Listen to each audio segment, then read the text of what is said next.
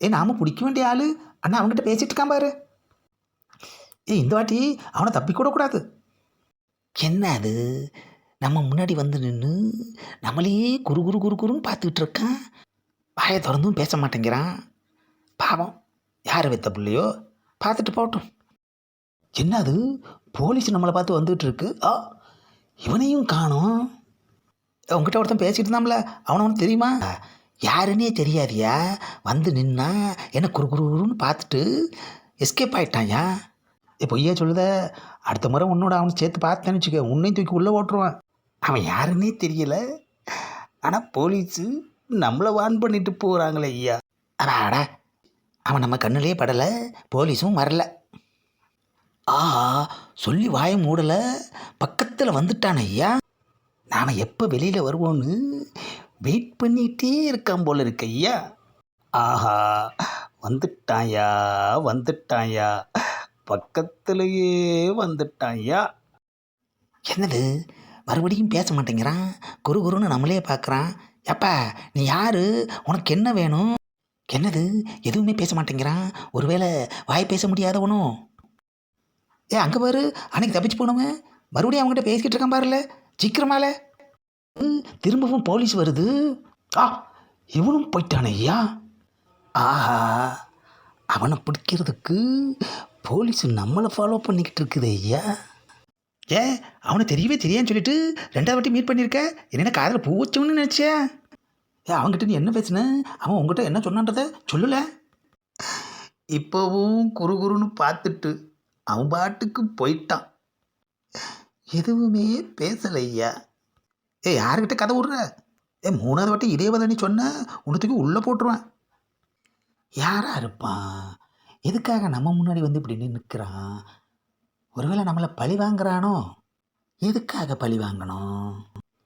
எவ்வளோ பேர் இருக்காங்க, யாருக்கிட்டேயும் போகாமல் கரெக்டாக நம்மக்கிட்டேயே வந்து நிற்கிறானே ஐயா.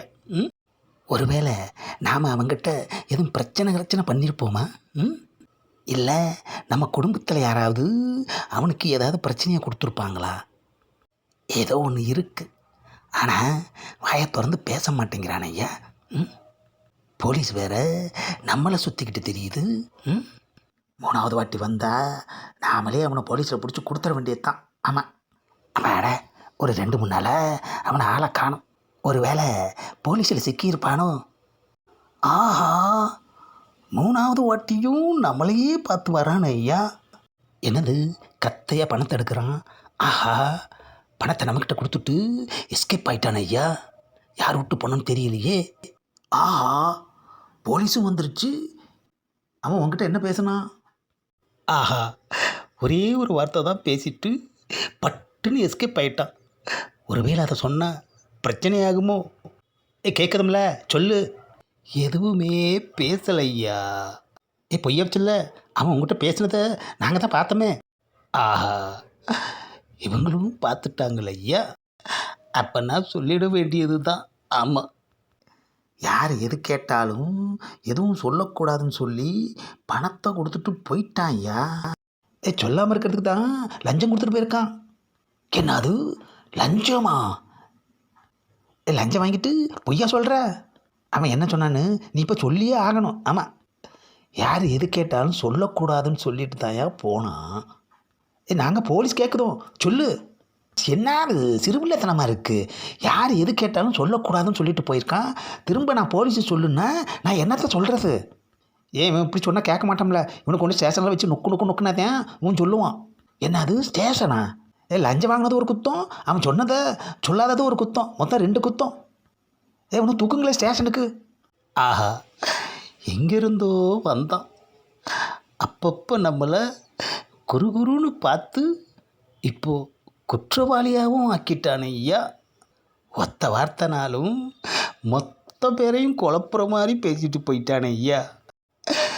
நாம் செவனேன்னு இருந்தாலும் கிரகம் கையை பிடிச்சி கூட்டியாந்து நம்மக்கிட்ட விட்டுட்டு போகுதே ஐயா. அடி வாங்கிறது நமக்கு என்ன புதுசா? ஆனால் அவன் யாருன்னு தெரியாமல் போயிடுச்சு ஐயா.